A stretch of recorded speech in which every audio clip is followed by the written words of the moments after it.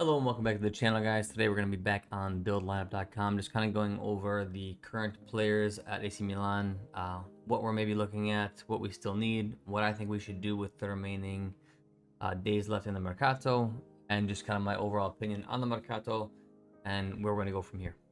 So we're going to start at the back and move to the front and kind of just go over the overall lineup of what we're looking at.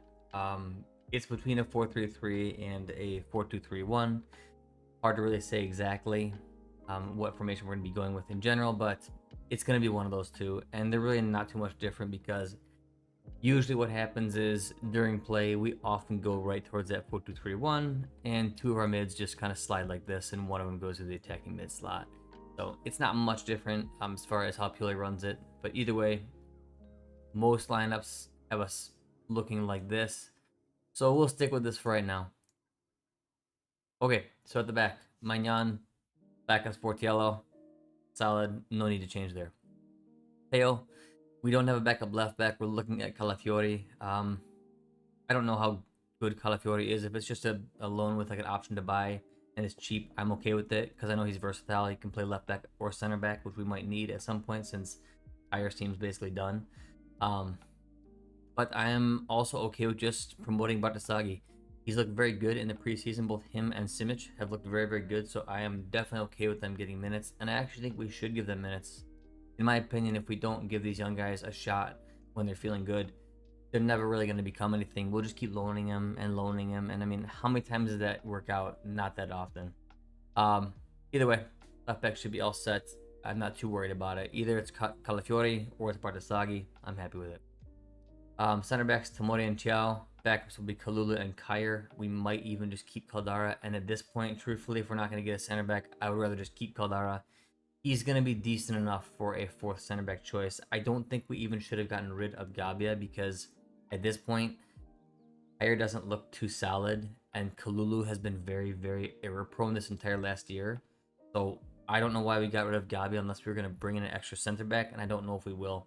So either way, I think Caldara is fine as like a fourth or fifth choice. We should be okay. Shouldn't have to spend money there right now. Maybe next season we look at actually bringing in a more legitimate backup, or Gabi gets more experience, look great, and we bring him back as our third choice. Right back, Calabria.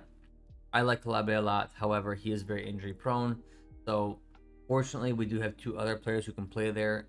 Negative wise is that I don't think Kalulu is amazing at it, but he's definitely good enough. And Florenzi is just injury prone as well. So you got two injury prone guys there and one guy who I don't think is amazing at it right now. So it's decent enough. I think we can get by. I don't think we need to invest yet, but it is a spot we should be looking at for next year. All right. Now we go to the midfield. That's where most of the wholesale changes have come. That's where most of the Mercato discussions have been. This is, in my opinion, the biggest worry for us by far. And but I think we have not reinforced properly. So D mid, we have Krunic. That's it. I thought there was a chance that bringing in Musa, we were going to be changing him and converting him from a Metzala, from a box to box, to more of a just pure destroyer D mid. And if that was the case, I was going to be okay with it. I was never really a fan of the Musa signing for the money because I thought we already have Reinders, we already have Loftus Cheek or Left Ass Cheek. Why do we need another Metzala? Even our backups are Metzala. Oddly, Pobega, like that's where they should be playing. Why do we need another one? We just don't. So I thought maybe they were going to convert Musa to a D mid. He was maybe going to become more of like a destroyer type player, just kind of sit back, break a play, pass the ball along. And truthfully, if that's the case, I would have been all right with that. But reading a recent interview, it doesn't seem like we're doing that. I read Musa's interview. He talks about how he likes to play, and it is not like a defensive mid. He likes to do a bit of everything. He likes to break the line and go forward. Pioli also, in that interview, Musa said that Pioli wants him to play as a Metzala. So there you go. He's going to be a Metzala. That's also where he played in the friendly against Trento. So he's going to be a Metzala. So there you go. We have 6 Metzalas in our midfield. We have 0 actual attacking mids. I mean, if you count CDK, but he's on his way out. And we have 0 D mids, because Krunic isn't even a real D mid. He's more of a Metzala as well. So what the hell type of lineup is that? Individually, I don't mind the players. I just think they're bad signings because it doesn't fit the system at all. You have to have you have to have at least one defensive option. You have to. You have to have one main midfielder, regardless if you play in a three-man mid like this, or if you play in a 4-2-3-1. Those midfielders, at least one of them has to be primarily a D mid. Ideally a regista, but if you just have a D mid destroyer, that's fine too. We don't have any of those. Think if you just play with two at the back, right? Or two behind one, like we were doing all last few seasons here with Pioli. These guys, if they don't have defensive know-how, are going to be poor. You look at Tonali, Benacer, Kessie, all of them are more defensive than they are offensive. That's what you want here. Krunic can do it in a pinch, and he stepped up big for a few games last season, especially in the Champions League, playing next to Tonali. They made a pretty good pair. But now Tonali's gone, and we didn't replace him with any type of defensive option. We didn't go and get Hulman. We didn't go and get Dominguez. In my opinion, my top choice actually is Rovella. I think right now, he's still available. Juve needs money right now this year. I think they're going to finish top 4 this year, and if they do, they're not going to be in the same position they are this year. They need sales right now. They're making deals with Lazio, both for Pellegrini, who would be a good choice for a backup left back. I think he's only going for a paid loan up front, and then an obligation to buy for 4 to 5 million. And then they are also talking now with Lazio about Rovella. Same deal. Not for the same money, but a paid loan up front with an obligation. Juve is really, really strong in these obligations because they want their sales to count and to matter. They don't want to give the option, something doesn't work out, and they don't get the money. They need the money, so they're probably willing to take less than they maybe should, but they're doing it because they can guarantee the obligation, which is very unlike what we're doing with CDK, because we're giving Atalanta the option, if this deal goes through, to just say, hey, we don't want him, he's yours, and now his value sucks, or he does great, and they buy him and he's worth it. So that's my thought on the CDK deal. I don't like that, but relating that to these deals, I think that this is a great time to strike because Juve needs the money. Any of their midfielders, in my opinion, we probably could go for. Giretti, Fagioli, Rovella, but in my opinion, we don't need a lot of those guys. Rovella is the guy because he is a D-mid. He can play as a true regista. He's got good short and long passing. He reads the game very, very well. He can tackle hard. He's the perfect replacement for Tonali that we still haven't gotten. That's exactly the guy, in my opinion. He's available for under 20. I think Lazio is discussing a 17 million obligation right now with Juve. So, in my opinion, if you came in and just offered that right up front, said you don't even need to wait for the year loan, we're just going to buy him this year, Juve is going to take that. That's money right now in their pocket today. See you later. It's the perfect choice for us, but I don't think we'll do it. I think because Pioli already said our midfield is complete, I think it is nowhere near complete. But hey, what do I know? Maybe Pioli is gonna just rock the world and play the most free-flowing Calcio you've ever seen with no D mid. But that's my take. I really want to see a D mid. Any one of those options are fine. Personally, I think Rovella is the guy. He's a guy who has a lot of presence on the field, and I watch a lot of Monza because Berlusconi, Galliani, and it's just a fun team to watch, right? But he always has presence. Like, you notice him on the field, he's everywhere. He has character. I like guys like that. I don't like guys who just disappear throughout the game. Rovella is not like that. So it's a great choice in my opinion. I would also be happy with Nico Dominguez as well. I think he's an ideal choice for us too. So I'm afraid though we're not going to do any of that. And with the recent news that we're going to be keeping Krunic, I think it's a bad choice. If we replace Krunic, you just sell him. You get a D mid in here. You get a true D mid in here. I guess we shouldn't sell him if we're not going to get a D mid in here, but I would hope that with the sale we would. And truthfully, Krunic's value is peaked right now. There's absolutely no way that next year he's going to be worth more. Absolutely no way in hell. His value is maxed right now. He's got interest right now. This is the time to sell Krunic to get any value out of the guy. Because this year he's going to have to play as a deep lying D mid, regista, because we don't have anybody else who can do it. And that's really not his spot. So he's going to be worse this year than he was last year. But he's still the only guy who really can do it in a reasonable way. So, I don't know. Midfield is very, very scary. That's my thoughts on it. Let me know yours. Now let's go to attack, which is a lot more promising. I think wing-wise, we're looking pretty good. Leao, of course, is really moving to that next level. This is the year to see, can he become world-class? He's close right now. Can he become a little more consistent? Can he add better shooting to his game? Because we all know that whenever lines up for a shot, it's going to miss most likely, unless he's inside the box for like a more of a placed shot right, he can usually hit those ones sometimes, especially when he's running at pace. But when he lines up for a shot outside the box when you're near the 18, it's almost always going to be a miss. If he can fix those, man, Leao can really move up to this world class range. Um, we'll see. Either way, he's a deadlock. We have good backups finally for him. We got Pulisic there. We got Okafor. Those are good backups. We finally have true depth at left wing, and that was great. I don't necessarily think that Pulisic signing is necessary now that we brought in Okafor because he's not really going to be starting unless maybe we do a 4-2-3-1 and Pulisic joins the attacking midfield squad. I don't like him on right wing. He's okay there, but I don't think he's very effective. Um, I would like to see him at attacking mid, but then we're playing with a two-man, DMCM type of deal, and neither of them are D mids. So we kind of run into that whole issue I just talked about before. We'll see what happens there with Pulisic. I don't think he was a necessary signing, but I think it was more of a marketing signing. But time will tell. Either way, we have depth there. Left wing is covered. Okafor was a great deal at 13 million. It's a risk, sure, but a 13 million risk in this day and age is not too much. And if he has like 2 good seasons, his value is going to triple. So, right wing, Chukwueze. I think he's going to be pretty good, but I don't really know yet. I mean, he's in my opinion, he could have the highest swing. He could either totally flop here and be somebody who we overrated drastically, or he could be fantastic and like kind of take Serie A by storm. I don't really know. I've got to see him in some full games. I do not watch a lot of the Spanish league. I don't watch a lot of La Liga, and so I'm unsure how well he actually plays. So some people say he's wasteful with the ball. Other people say no, he's actually pretty good. He played good in some big games. So we're just gonna have to wait and see. I can't give my opinion on this yet.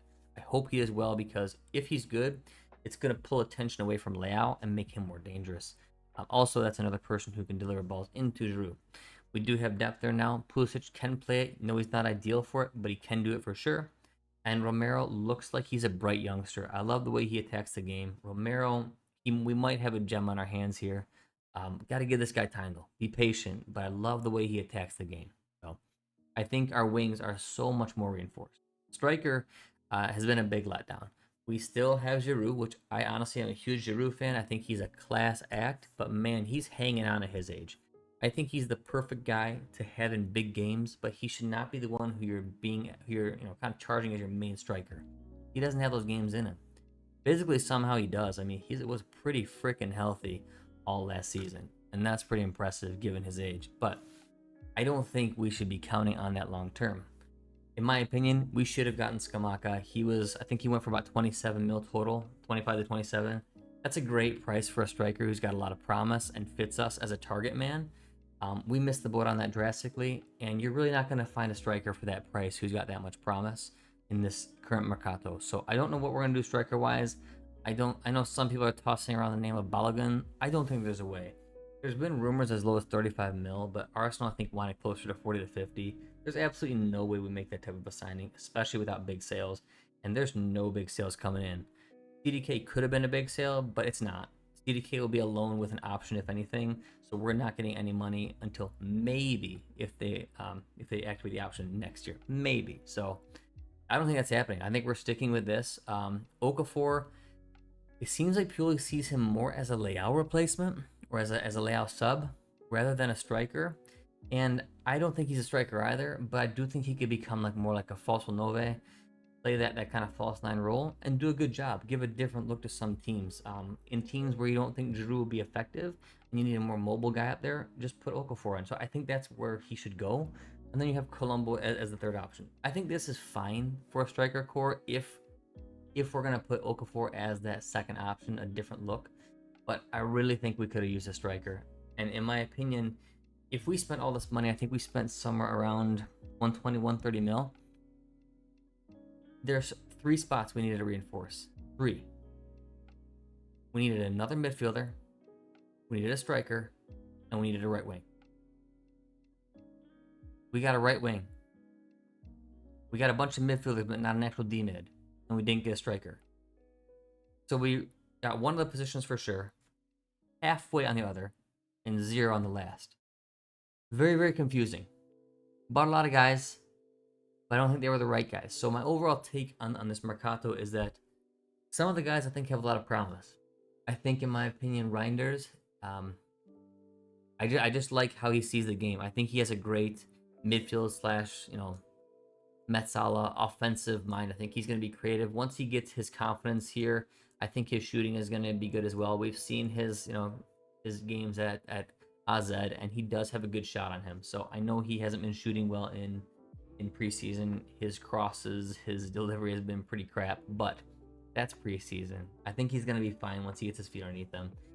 He's my most promising right now, and I think he's a perfect Metsala with freedom to go forward. That's great. Loftus Cheek, I think he's going to be consistent. I think he's 27, 28 years old, right? So he's kind of peaked out. Hopefully, he just stays healthy. He'll just be a solid cog. I think he's going to have some good games. I think he's going to have some crap games, some in the middle. He's just going to be a player, right? I think that's what's going to happen with him. He is a creative guy, which is good. So we're going to be a little more free-flowing, but the defensive work rate is not there. I like some of the signings. Musa, I think if we would have just made a pure D mid, could be good in the future. He's really young. I think he's 20, so he's a huge bet. He probably has the most potential of anybody that we're actually picking up just because of his age purely. I mean, if he has a good season 2 seasons from now, his value is probably going to double. So Musa's probably got the most potential, but he was once again an unnecessary signing. So if it was me, I would have, of course, kept Tonali, because the way for me that you build a top team, you keep your top guys and you just add a couple pieces each season to fill in your gaps and to slowly improve. And then as you improve and you keep getting starting quality players, those starters who are kind of fringe then become your depth. They become your subs. That's how you do it. You don't buy the subs. You don't buy the depth unless you absolutely need it. You buy starters, and then eventually they battle. The starters battle it out, and then you get depth. That's how you should do it when you're looking to build a true top team. You just buy the quality. You buy the starters, and then you get depth just by having a lot of good players in that position now. So I would have stuck with Reinders. I think he's a good talent. I think for the price, I think it's fair as well. I would definitely be integrating Oddly more. I don't know what Puli has against him, especially if we're going a 4-3-3. He would 100% fit as one of these Metsala roles right here, especially as a sub or a starter. I would have been looking to probably get one more player here. I don't know. Benacer's fine when he comes back. We could always go with who I said, like Rovella, a guy like that. That would have been great. But either way, the midfield I wouldn't have spent too much on besides getting one quality signing. There was some frees. I probably would have even gotten Kamada on a free just to kind of play this Metsala role, and that would be like a starter who can also be a sub. That's fine enough for me. That's all you really need. Right wing, is Chuk the guy? I don't know. He could be. I think he was a fair price, to be honest. So that's probably the call there. I always had this dream of us getting Chiesa. It's not gonna happen. But if there was any year to do it, probably would have been this year. So I would have either spent big here or spent big here at striker. So either way though, Chuk's fine. I really would have went for a top striker. That's really the big thing here. And if we don't have striker and DM, in my opinion, then the spine of this team looks weak. And that's where I'm a little bit worried. Our defense is not that amazing, right? They look pretty good here and there, but they look good because our midfield was pretty solid at defending. Our midfield didn't have enough guys in it, they had a good quality, but they just didn't have enough guys in it. We'd get dominated by teams who play like 3-5-2s and whatnot because they would just simply overwhelm us and swarm us. But now that we're going with more of this 3-man mid, I think we'll be okay formationally. We just need that defensive presence. If you put a D mid here, our defenders, Tomori, Chiao, all the guys are going to look so much better. You can see it in preseason how sloppy they all look because this D mid spot is not there. There's nobody to just slow down the attack, right? Somebody comes in the area and you just shuffle them out wide, push them away, right? You just slow down the attack, or you go in for a tackle if you feel like you can make it. That's not happening. There's so much space around here, and these guys are getting pulled out, and it's just looking sloppy. It's gonna be the year of sloppy defending unless we get a D mid. So I don't know. I think that is such a crucial signing, and I think the striker, we're kind of missing the boat a little bit. We could probably get 5 for this year, but it's a little bit shaky. So let's see what we do for the rest of the Mercato. I think that right now we have a very unique ability to look at Juventus's talents because they need money right now. And I would definitely, if I could have one takeaway from this, today, I would definitely be looking at Nicolo Ravella. I think he's the perfect replacement for a guy like Krunic. I think he'd be perfect as that Regista D mid who can actually tackle. Plus, he's young, a ton of potential, and if he gets a lot better, 20 or less million is going to look like nothing. So, all right, guys, thank you for your time. Let me know your thoughts. Let me know what you would do to kind of round out the Mercato. Do you like the signings overall? Do you think that we are totally okay in midfield, or do you think we still have a problem as I see it here? Let me know. Thank you, as always, for your time, and Forza Milan.